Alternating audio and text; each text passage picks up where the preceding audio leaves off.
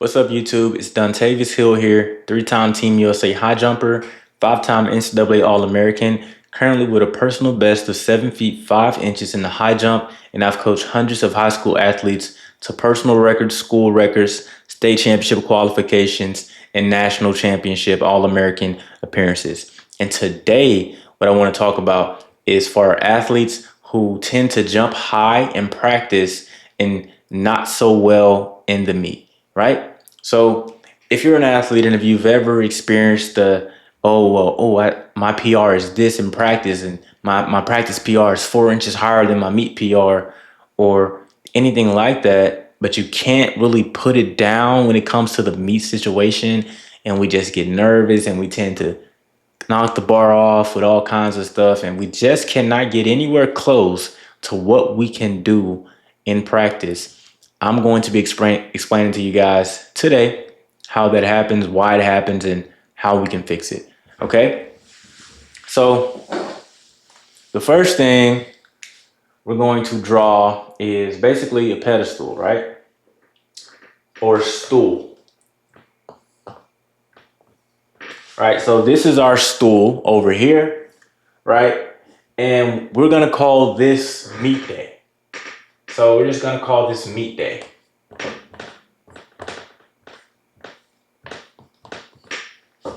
Right, so the concept here, guys, is the majority of athletes, they put the competition day on a pedestal, right?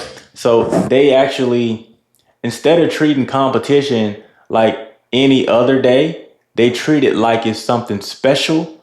They treat it like it's something that's more difficult, or they treat it like it's something that, something that's going to be different. Okay? So they put it on a pedestal, right? And everything else that they do, everything else that exists for them is basically in the ground or standing below looking up, right? So this is everything else. So we can just write practice, right? We just call this practice. Then you have meet day. So practice is down here on this lonely on the bottom. And then when we get to meet day, it's just this overbearing, like, oh my goodness, like this is the meet now, right? So what kind of happens is a lot of athletes, they put meet day on a pedestal as if it's like this special day, right? And I know that some nerves can take place and all these different stuff. Like, I understand that. I'm an athlete, I've competed, but I also coach. And the thing is, when you do this and you create this path of looking up at something, and it's not only are you looking up at it, it's bearing down on you like a cloud. Cloud is raining on you and making you fear it, raining on your day. So let me describe this again, right? Athletes put meet day on a pedestal while they put all the other work that they've done, whether that work is in practice, weight room, sprint training, you name it. They just let all of that stay low to the ground and be less than, be mediocre, or whatever you want to call it. They put meet day on a pedestal, and they're looking up at meet day as if it's something special or this special thing or moment. And guess what? Not only are they looking up at meet day is looking down on them. And meet day is a dark cloud raining and pouring on them, suppressing their performance. Okay? So how do we overcome this? How do we overcome this overbearingness of meet day on a pedestal? Well, one thing that you can do is you want to raise your level of how you feel about practice, or how you feel about your everyday. So your own concept of the work that you're putting in, or even the bars that you're jumping at practice, don't feel to yourself as though those bars are less than, or that you can't do it, or that is just practice. You got to understand that this is me. I am him. I am her. I did this in practice. I can do it in a competition. This day is no different from this day. You have to think about them in unison or think about them as the same so that you can get the same kind of result. And that is the difficulty.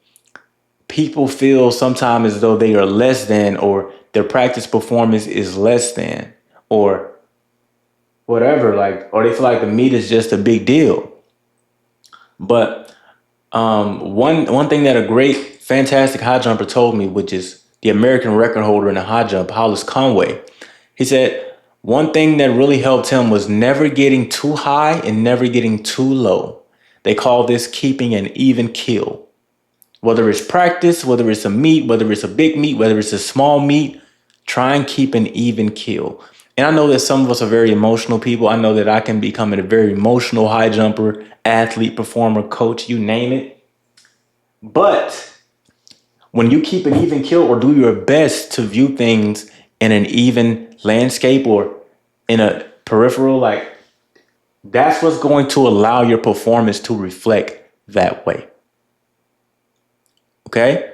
So keep an even keel. Do not put meet day up here and let your practice and your weights and everything else feel as though it's below.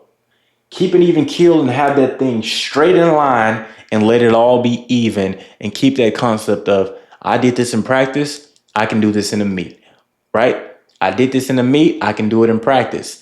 You have to understand that the same version of you that was able to jump those practice PRs is the same version of you that's out there on meet day, and that same thing is possible. But you'll never feel that way if we continue to put meet day on this big pedestal and not treat it like the rest, right? So if you're a high jumper and you're looking to raise your level of how you feel about practice and the everyday work that you put in, right? Allow me to help you do that. So like I said, my name is Dontavious Hill. My personal best in high jump is 7'5". I've coached hundreds of high school athletes to success, right? And the way that you guys can also achieve some of that success as a high school high jumper is by joining my program, the High Jump Blueprint. So if you want to become a part of this or see if you're a good fit for the program, then be sure to click the link down below where you can apply for a free call with me. We'll hop on a call with your parents and see if you guys are a good fit for the program and if you actually want to achieve some of that success and ride that wave in the high jump.